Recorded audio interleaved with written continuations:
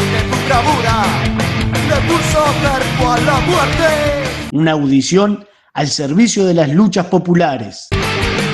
Por una juventud protagónica de las luchas, en lucha contra el capital y aspirando a construir una sociedad nueva.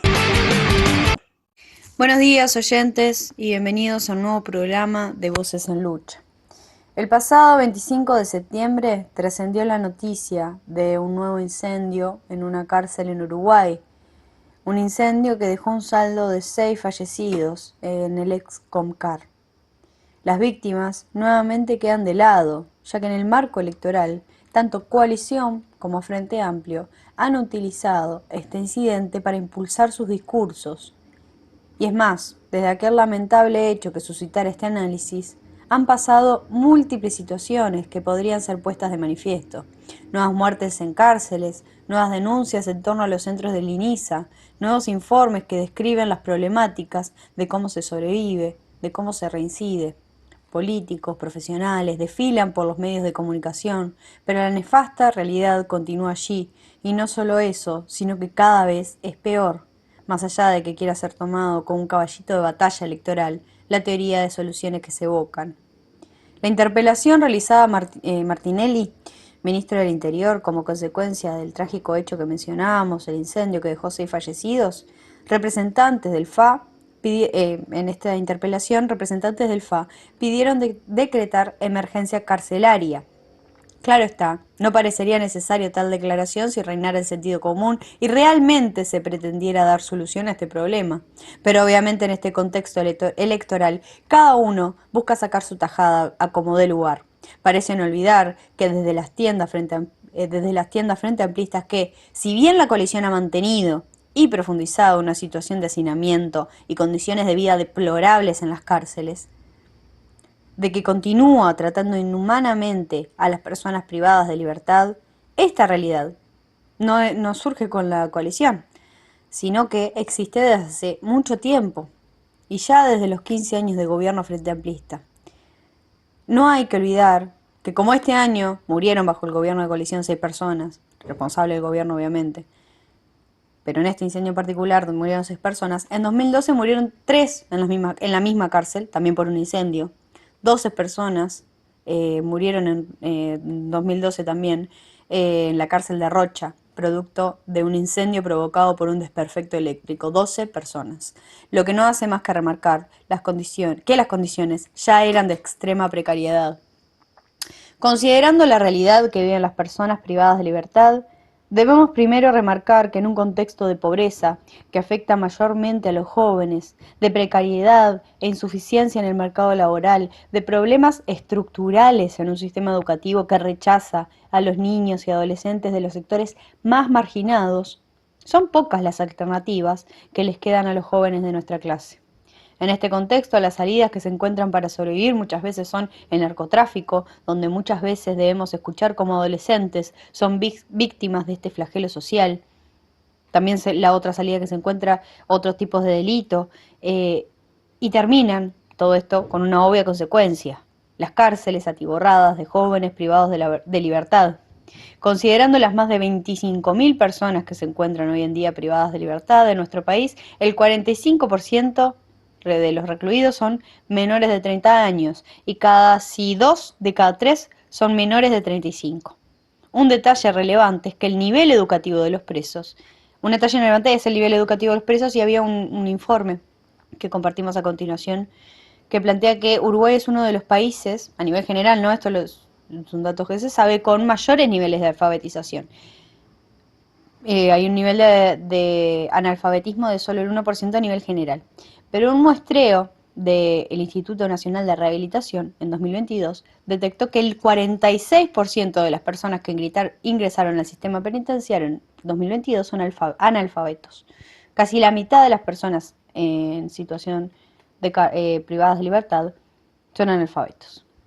Salta a la vista el vínculo existente entre la pobreza y marginalidad, ya que quienes son escupidos del sistema provienen de los sectores más marginales de nuestra sociedad, incluyendo también la deserción educativa y privación de libertad. Si describimos las condiciones en las que vive la población carcelaria, como ya de público conocimiento, son inhumanas. Todos sabemos que el grueso de las cárceles en nuestro país son una universidad del delito, donde quien entra allí, en la enorme mayoría de los casos, comienza un proceso de degradación humana, casi que convertirse en una selva donde sobrevive el más fuerte. Prolifera la droga y el negocio desde dentro mismo de las cárceles, obviamente en franca complicidad con la policía que participa de ello y que se lleva a su tajada, y que son minúsculos los casos de corrupción que se reconocen en comparación con los que deberían escucharse y existen en realidad.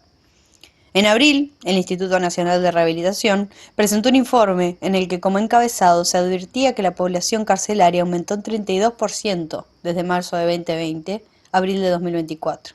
Se pasó de 11.789 personas privadas de libertad a 15.651, lo que convierte a Uruguay en uno de los países con mayores tasas de población privada de libertad en función de la proporción de población que tenemos, ¿no? Los datos actuales del informe plantean que, en cuanto al nivel de condiciones de vida, existe una gran sobrepoblación. Lo que se plantea es lo siguiente: para las 15.651 personas hay 13.071 plazas disponibles. 15.600 personas, 13.000 plazas disponibles, por lo que faltarían 2.580 plazas en el sistema. Hay un promedio de densidad poblacional general, a nivel general, una sobrepoblación del 119%. Sin embargo, a nivel específico, hay algunos lugares en los que esta realidad es aún peor, sobre todo en el interior.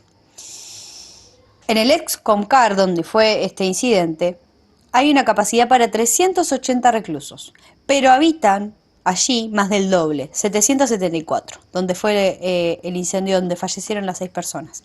En el módulo 2 de la cárcel de Canelones y en la de Artigas hay una densidad mayor aún, superior al 200%. De todas maneras, no debemos confundirnos y pensar que esto es un problema únicamente del gobierno actual, ya que esto que planteamos viene de hace mucho.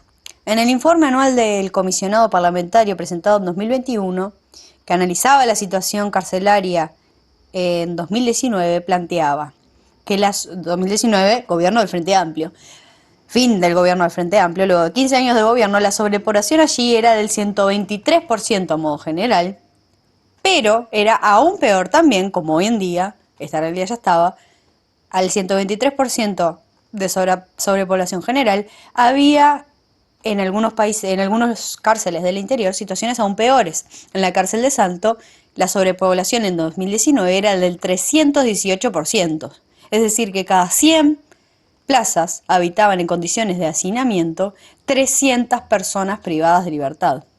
El Frente Amplio termina su gobierno también con un récord de presos, con 12.921 personas privadas de libertad. Esto es un dato interesante, que el 82% cumplían condena y el 17% de estas personas ni siquiera habían tenido un juicio aún.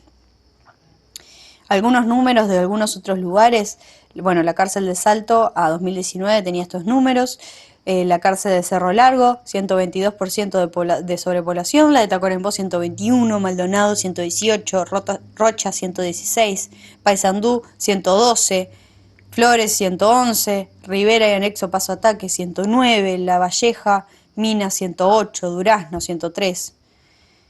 Todos estos lugares estaban con sobrepoblación de reclusos que vivían en hacinamiento y condiciones de vida totalmente inhumanas. En 2019, otro dato importante es que se registraron 31 muertes violentas dentro mismo del sistema penitenciario.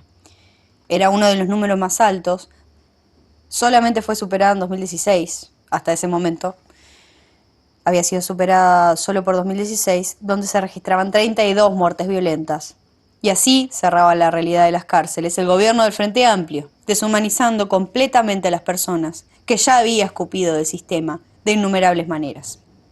Claro está que existe una tendencia de quienes nos gobiernan, sin importar el color de su bandera, a pretender que quieren generar cambios, supuestamente, con mayor represión y judicialización.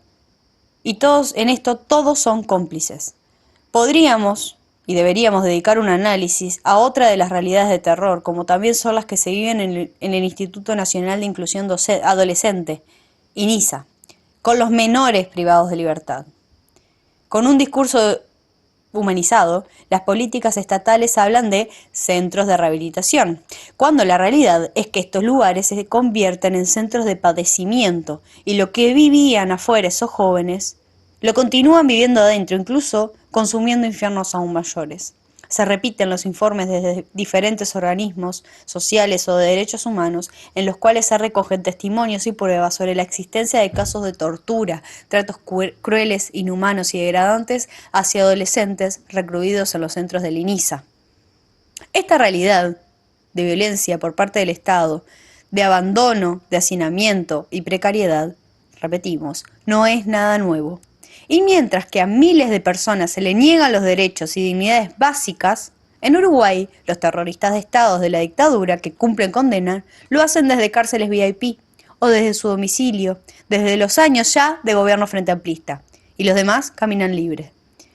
Hoy en día sigue la misma realidad, evidentemente, todos son cómplices. Penades, ex senador del Partido Nacional, imputado de 22 delitos sexuales contra menores, hoy cumple su condena en una cárcel VIP de Florida, donde según diferentes medios de prensa burguesa, esta cárcel, hay buenos niveles de vida y de rehabilitación. Esto tiene Penades, esto tienen los torturadores. ¿Qué se deja para los pobres, para los que no tienen poder? El hacinamiento, las torturas, muchas veces la muerte dentro de las cárceles.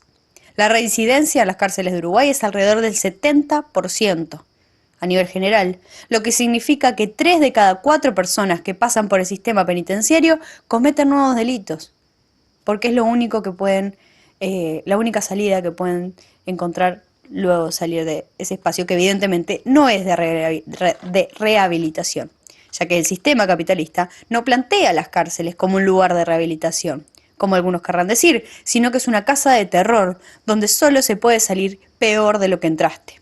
Si antes de entrar muchas personas caían en el delito por el camino al que les lleva el sistema, al salir solo pueden volver a reincidir, siendo aún más marginados por el sistema, sin poder conseguir un trabajo, sin herramientas para cambiar algo en su vida.